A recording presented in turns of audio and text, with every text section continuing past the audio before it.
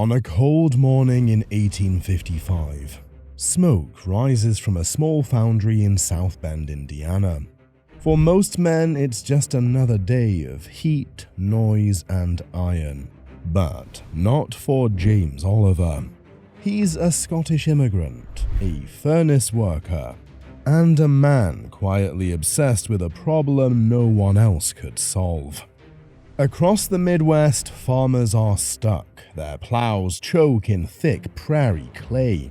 Fields go unplanted. Crops are lost. And no one, not even the biggest manufacturers, has a solution. But Oliver believes the answer lies in the iron itself, in how it cools, in how it hardens. So he takes a risk, a quiet gamble. That morning, he casts something new, a blade that's hard where it needs to cut and tough where it needs to hold. What comes out of that mold won't just fix a plow. It will reshape American agriculture from the ground up.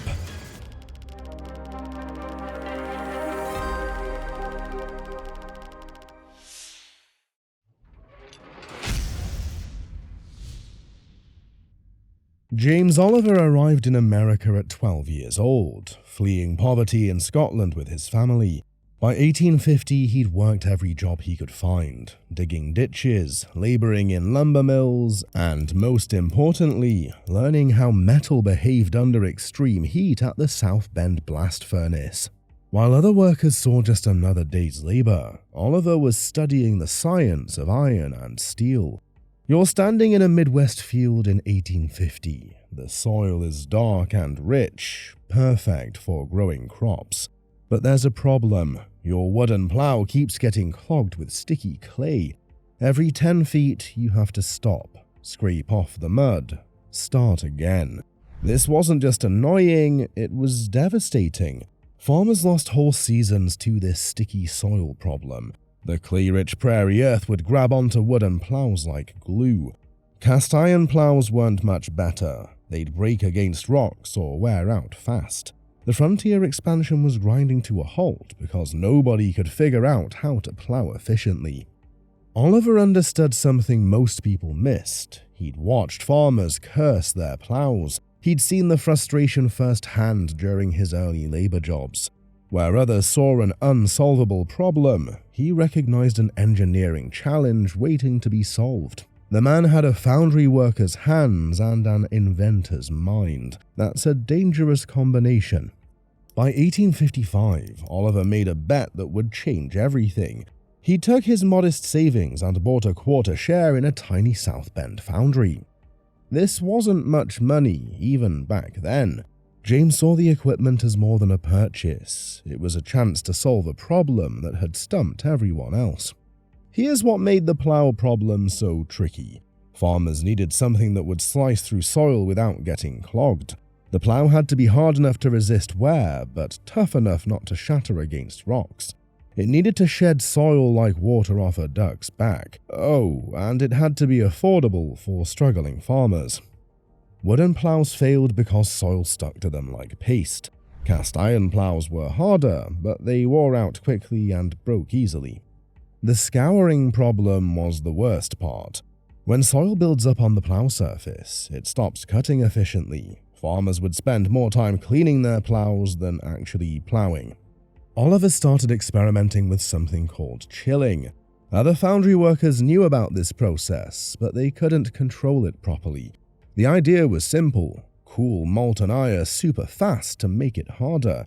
But if you cooled it too fast everywhere, the plow became brittle and would snap. Too slow, and you got regular iron that wore out quickly. Oliver's breakthrough came from understanding that he needed different properties in different parts of the plow. The cutting edge needed to be glass hard to shed soil and resist wear, but the core needed to stay tough to handle impacts.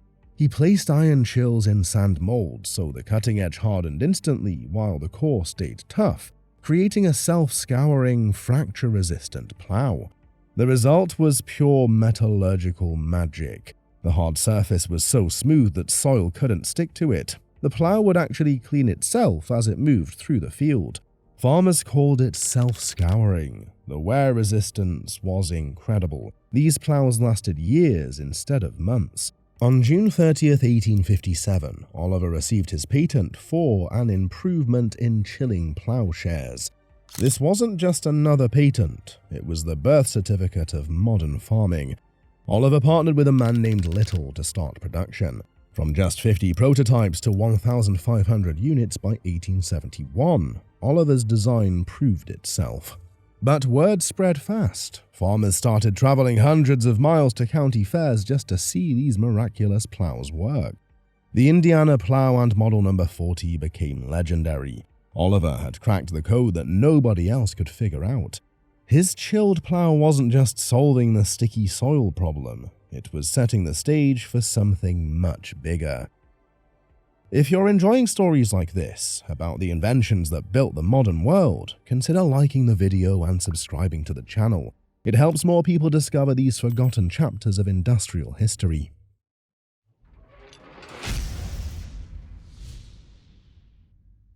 By 1870, Oliver faced a choice: stay small or think bigger. The chilled plow had made him wealthy, but American agriculture was changing fast. Farmers needed more than just plows. They wanted complete solutions. Oliver chose expansion. The company's growth was explosive, from 1,500 plows in 1871 to 17,000 just 3 years later. Oliver purchased 40 acres in South Bend for a massive new facility. His trademark appeared on every plow by 1870, as the brand became synonymous with quality across the Midwest. But Oliver understood something crucial. The future belonged to companies that could supply everything farmers needed. In 1901, in the Hart Pa's Charles City factory, the first commercial gasoline tractor was built. American Seeding perfected drills. Nichols and Shepard invented the vibrating separator. Each company dominated its specialty, but none offered complete solutions. The merger plan was brilliant. Combine Hart Pa's tractor expertise with Oliver's plows, American Seeding's planters, and Nichols and Shepard's harvesters. The result would be agriculture's first true full-line manufacturer, a one-stop shop for farmers. On April 2, 1929, the four companies officially merged to form Oliver Farm Equipment Company. 6 months later, tractor sales plunged 92% as the Depression ripped through agriculture. Tractor sales fell from 250,000 units in 1929 to just 19,000 in 1932. Farmers couldn't afford new equipment, and agriculture was hit harder than nearly any other industry.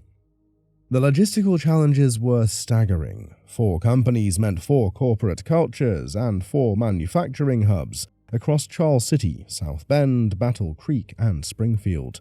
Making them function as one seemed impossible during the worst economic collapse in American history. The first major breakthrough came in 1930 with the Oliver Hart Pa row crop tractor. This machine solved a critical farming problem, working between planted rows without damaging crops. It combined Hart Pa's rugged engineering with Oliver's deep understanding of farmers' needs. Despite the Depression, Oliver Farm Equipment grew strategically. In 1930, they acquired Mackenzie Manufacturing. World War II brought defense contracts, proving Oliver's versatility. They built farm equipment and military hardware with equal skill. By 1943, Ann Arbor Machine Company joined the fold, and in 1944, Oliver Farm Equipment evolved into the Oliver Corporation. The acquisition of Cletrac added crawler tractors to the lineup, while Charles City became the heart of tractor manufacturing.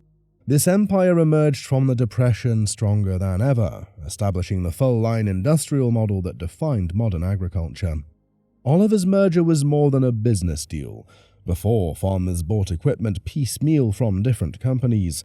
After, they had a single source for everything. This model fueled post-war innovation and set the stage for today's agricultural giants. From Hart Pa's first oil-cooled engine to the row crop tractor and beyond, Oliver Farm Equipment proved that even in the darkest times, ingenuity could prevail. But the real test was just beginning. The company that had survived the Great Depression was about to enter its golden age.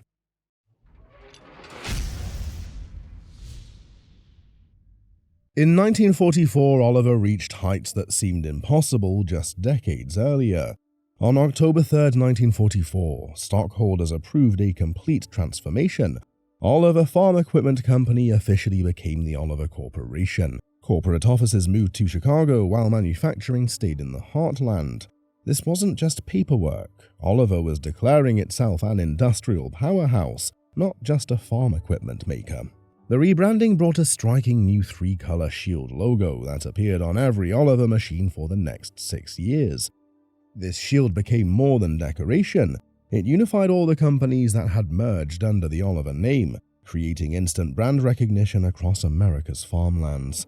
That same year, Oliver made another strategic move, acquiring Cleveland Tractor Company, known as Cletrac. Cletrac had built some of America's toughest crawler tractors. This purchase gave Oliver a complete line of track-type vehicles, perfect for heavy construction and industrial work. The deal included valuable patents and the respected Cletrac brand name. Other acquisitions followed. Ann Arbor Machine Company joined the Oliver family, along with A.B. Farquhar. Each purchase expanded Oliver's product range and manufacturing capabilities. The company was building an empire that could serve farmers and industrial companies with equal expertise.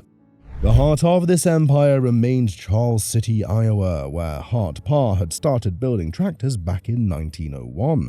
By the 1950s, the plant covered 65.9 acres.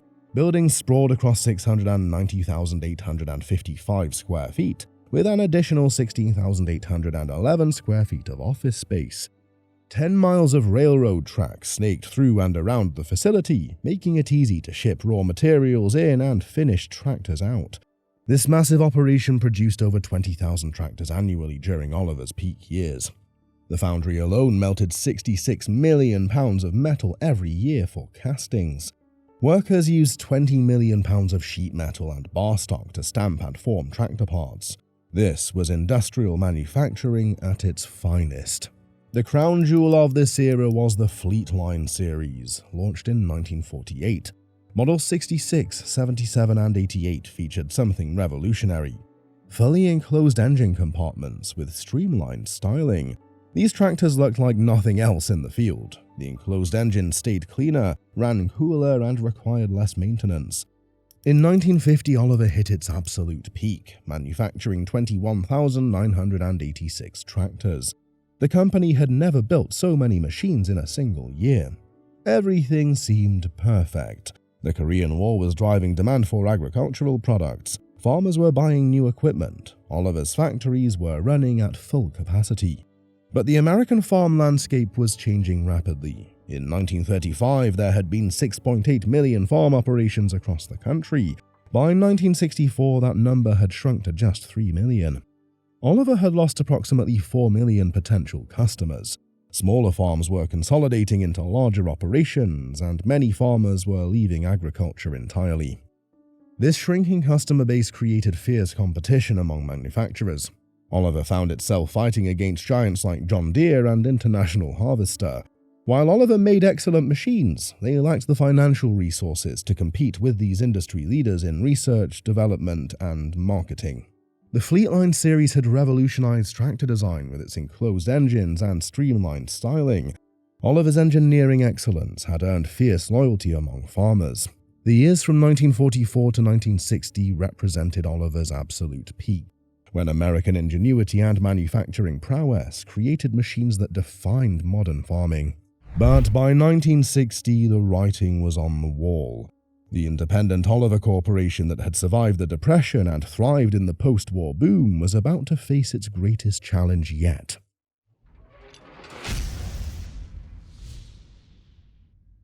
White Motor Corporation made their move on November 1st, 1960, acquiring Oliver Farm Equipment Company for reasons that had nothing to do with farming.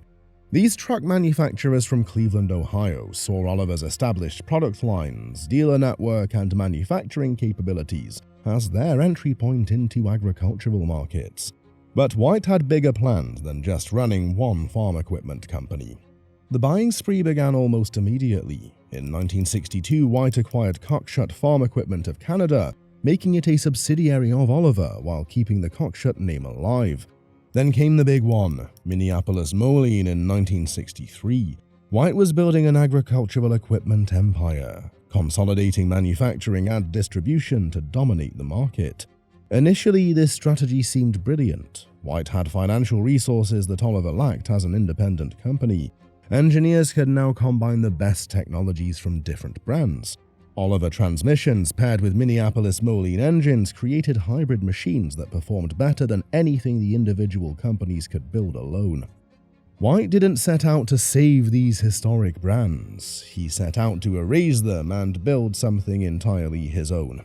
In 1969, White combined Oliver and Minneapolis Moline into White Farm Equipment Company, headquartered in Oak Brook, Illinois. The distinct Oliver brand identity began fading as cross-badging strategies took over. Oliver's Chicago headquarters closed, and operations moved to the Minneapolis Moline facility in Hopkins, Minnesota. Manufacturing consolidation followed. On January 6, 1972, White announced that all farm machinery operations would move to Charles City, Iowa, under the Oliver Farm Equipment Division. By June 30, 1972, the Minneapolis Moline plant in Hopkins had closed completely. Tractor production concentrated in Charles City, where Hart Parr had started building tractors 7 decades earlier. White experimented with ambitious projects during this period. The corporate tractor featured cutting-edge CVT technology and patented designs that should have dominated the market, but it never entered production due to poor timing in the struggling agricultural economy. The beginning of the end came in 1974 with the White 4150 Field Boss, which bore only the White name, abandoning the Oliver, Cockshut, and Minneapolis Moline brands entirely. The Oliver 2255 became the brand's final masterpiece. Introduced in fall 1972 as new for 1973, this tractor showcased everything Oliver had learned about engineering excellence. It featured a Caterpillar 3150 V8 diesel engine, producing 146.72 horsepower at the PTO when tested at the University of Nebraska. Advanced hydraulics and multiple transmission options made it one of the most sophisticated tractors ever built. But even this technological triumph couldn't save the Oliver name. The final week of Oliver tractor production began February 9, 1976. On February 13, 1976, the last Oliver 2255, serial number 266782705, rolled off the assembly line in Charles City, Iowa. After nearly half a century of symbolizing American agricultural innovation, the Oliver brand was dead. By 1980, White filed Chapter 11 after a $69 million loss in 1975. TIC Corporation bought the farm division and renamed it White Farm Equipment. The 1980s farm crisis destroyed everything in its path. Interest rates hit 20%, land values collapsed, dealer networks crumbled. In 1985, Allied Products Corporation acquired White Farm Equipment, operating it as White New Idea. Tractor production continued in Charles City until 1988, when operations moved to Coldwater, Ohio. By 1993, AGCO Corporation had purchased the entire White New Idea line. The historic Charles City plant finally closed, ending 92 years of continuous tractor manufacturing. The original Oliver Chilled Plow Works factory in South Bend shuttered in 1985. Most buildings were demolished in 2002, erasing the physical evidence of James Oliver's revolutionary contribution to American agriculture. White's consolidation strategy had failed spectacularly. The company that bought Oliver to dominate agriculture had been absorbed by AGCO, but Oliver's story doesn't end with corporate dissolution and demolished factories.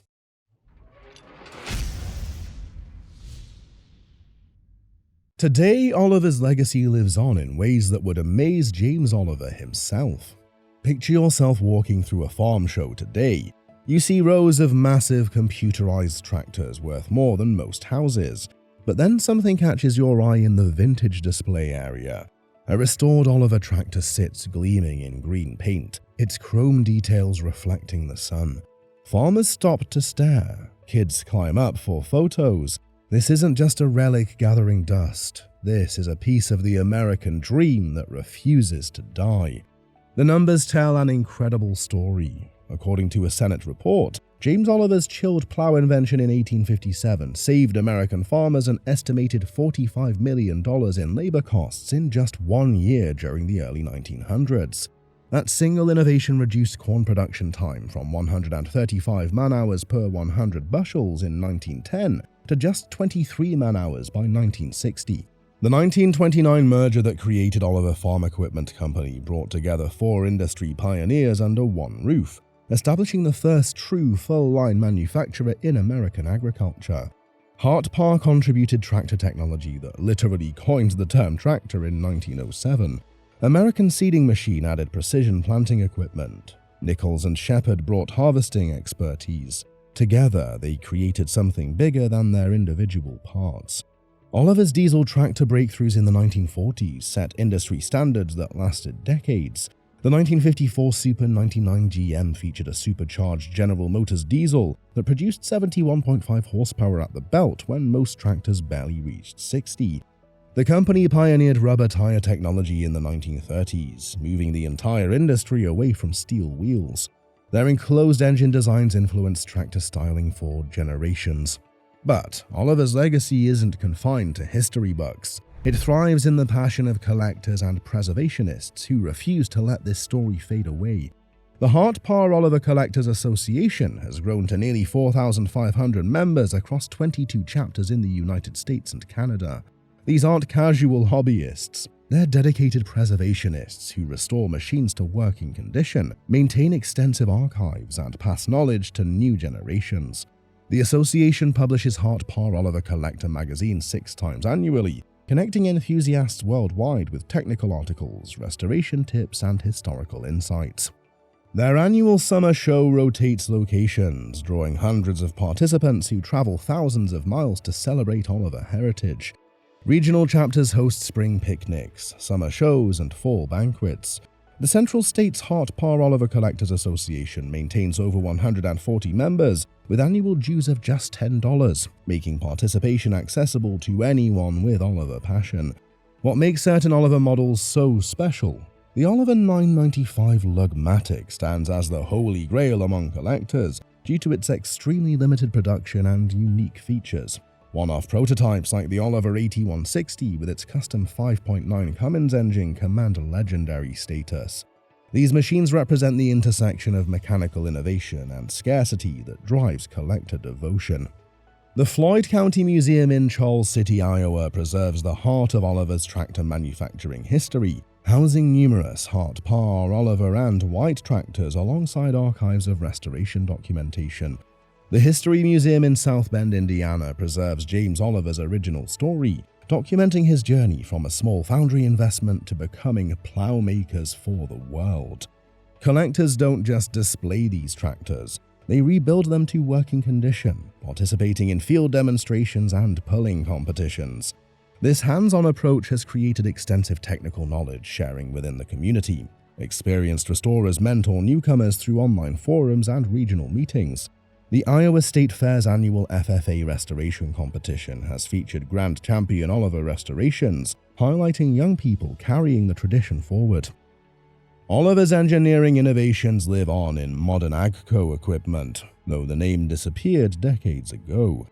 The company's rise and fall mirrors industrial America itself. Innovation thrives when supported by dedicated communities who understand its value. But there's something deeper here about the power of individual vision to transform entire industries. If you're still with us, thank you. We tell these stories so they're not forgotten. Hit subscribe if you'd like to explore more industrial legends like this one. James Oliver's determination turned a simple investment into a legacy that still moves millions of acres today. A Scottish immigrant changed how the world grows food. His chilled plow didn't just solve sticky soil, it launched innovations that still shape modern farming 150 years later. Today, the members of the Hart-Parr Oliver Collectors Association keep this legacy alive. They restore tractors to working condition. They share knowledge at farm shows. They pass Oliver's story to new generations who understand that great engineering never really dies. The next time you see a modern tractor working in a field, remember, it all began with a Scottish immigrant and his self-scouring plow. Every acre of mechanized farming traces back to that moment when James Oliver refused to accept that sticky soil was an unsolvable problem.